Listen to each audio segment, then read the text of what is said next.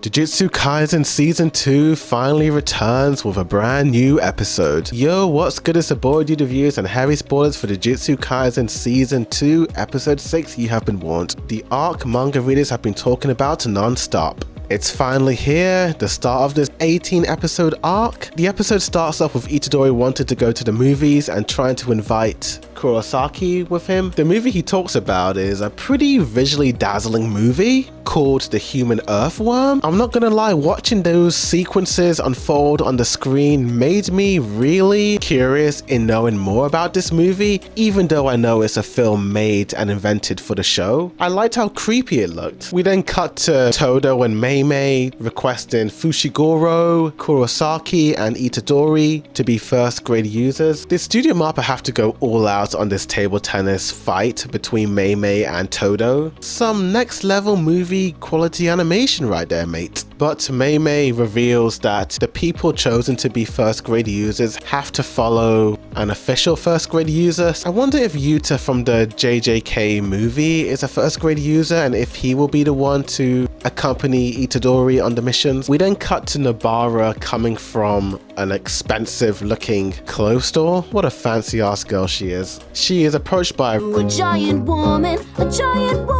who was very eager to see our boy Itadori Yuji, and when she shows Nobara the picture of her a couple of months ago, my jaw dropped. I couldn't believe the epic transformation this girl went through, and it's pretty much revealed that this girl has a big crush on Itadori. But it seems that maybe Nobara might have one as well because her heart skipped a beat. I don't know if it's because she's jealous of the fact that Itadori may end up having a relationship before Nobara, or if there's something else to that heart skipping a beat, but this love triangle seems pretty damn spicy and I'm here for it. I love how Fushiguro truly does also feel like part of the pack, and the looks that he gives Nobara. I honestly forgot how much comedy this show had, but I'm pretty damn impressed with Itadori. He recognized her. We see a flashback of her when she was younger 6 months ago, and she wasn't really the most attractive or desirable girl in the class. Nobody really acknowledged her, mainly the boys, but Itadori was the only boy that respected her, and I made her fall for him. I like how the aspect ratio changed in this flashback, and how most of the colors were pinks and purples, showing us how she felt at the time, it all being so rosy. The big three meet up with Utahimi. In the previous season, Gojo suspected that there may be a mole, and it's revealed to be Mekamura. They confront his real body in this underground basement. Honestly, what is it with anime and basements? But it looks like the dude was one step ahead of the gang, and that's where we see him confronting Mahito and Geto. Was a little surprised to see Mahito so early on. I don't know, I just sort of suspected that we may focus more on Geto and Gojo, considering that the first 5 episodes were about them, and maybe Mahito would come back later on in the show. But the agreement was for him to give them information and for them to fix his body up. I really like the colors in this scene, the reds and the purples, and how sharp and crisp some of those close-up shots of characters' eyes are. But his body regenerates and he transforms into a slightly younger version of Aki. The dude's abilities don't make him just control one of those mech suits, but he has quite a few of them, and we get some dazzling action sequences between the two of them. Looks like the dude had an ace up his sleeve when he reveals a gigantic mech suit. It honestly reminded me of one of those Ben 10 aliens, with the way it rose up from the ground, but you get some pretty amazing character art and animation. I love the determination he has to take down Mahito and how he needs to warn Gojo of the plots they are planning. I won't lie, I was a little bit gutted that the fight ended there. I thought it would go on for a little bit longer, but I was so invested in this episode that I didn't see the runtime. So I am guessing that this fight will continue on in the next episode. Overall, this was a pretty cool episode. The first half felt very slice of life and the second half felt more like the plot was truly thickening.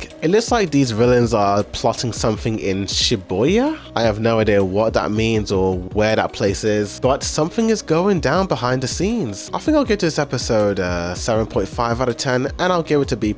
Nothing too crazy or mind-blowing. The second half was a bit more interesting than the first half. The first half was nice, but very slice of lifey in a way. But I think we needed that just to sort of ease us back into the show. My gosh, those those first 5 episodes of this season that we got last month are pretty wild, dude. We need to cool down from that, and I appreciate it. I wonder if we're gonna ever see the Ozawa girl again. Seems rather odd to introduce a character who was part of Itadori's life in the past and just not see her again. I mean, it wouldn't be uncommon for the show to do that. Didn't Itadori have those 2 friends in the first episode, and we have never seen them since? Hopefully this girl will play a key role in this season. I don't know why and I don't know how, but she might. I just have a feeling she will. Maybe in the future episodes this girl may get brainwashed like Junpei did by those cursed demon people, and maybe there'll be a whole plot arc surrounding her on that. But tell me in the comments down below what you guys thought of this episode. Do you like it? Do you hate it? Are you excited for the upcoming episodes of this arc? Tell me. Like this video, subscribe for more anime reactions, reviews, comparisons, breakdowns, rankings and more. But thank you for watching, and as always, a boy, do the views, honey out.